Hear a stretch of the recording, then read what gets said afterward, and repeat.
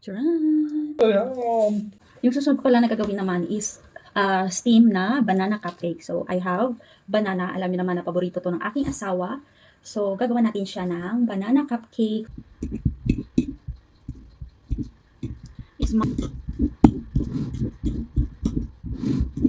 At dahil wala akong butter, so cooking oil pala yung nilagay ko dyan. Bali, pinaghalo ko yung white tsaka yung brown. Haluin.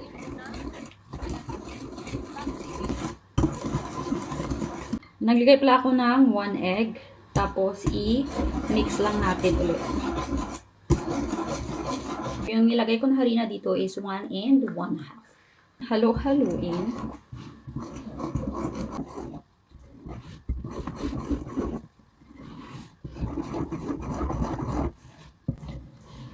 Baking powder.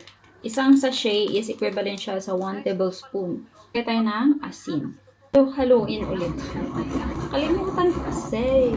Ito na pala yung aking banana muffins. Gagamit pala ako nito para sa aking muffins. And ilalagay ko siya dito.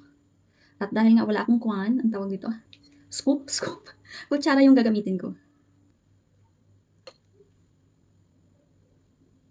Yan siya, mga palangga.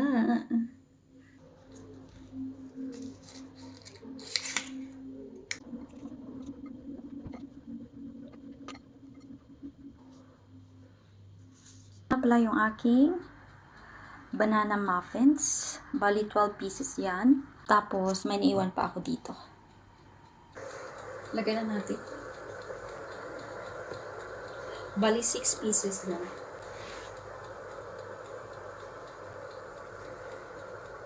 Six pieces of muffins.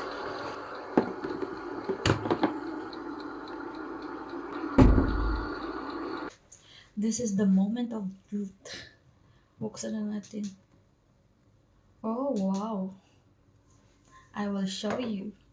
Oh, tingnan nyo naman, oh, yung ating muffins. Banana muffins. Grabe nga buka ba? Kunin natin. Alagay dyan. Ang bango.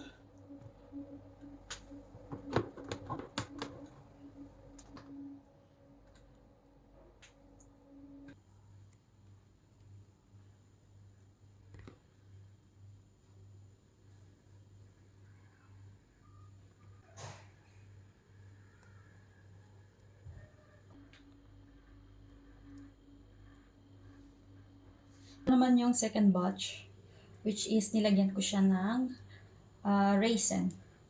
5 pieces lang siya. Takloban na natin. Hindi ko na nilagay yung other layer kasi nga 5 lang. Moment of truth. I-try na natin yung ating banana muffins. Natikman na to siya ng aking asawa. Sabi ng asawa ko is masarap. So yan siya. With this, iyakon ko. Charan! First bite.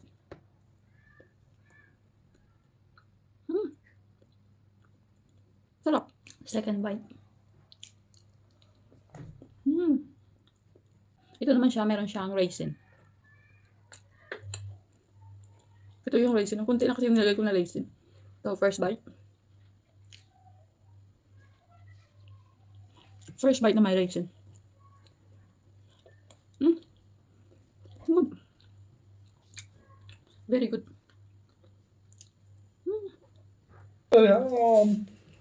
Raisin. I can go for it. Yeah, this one is for raisin.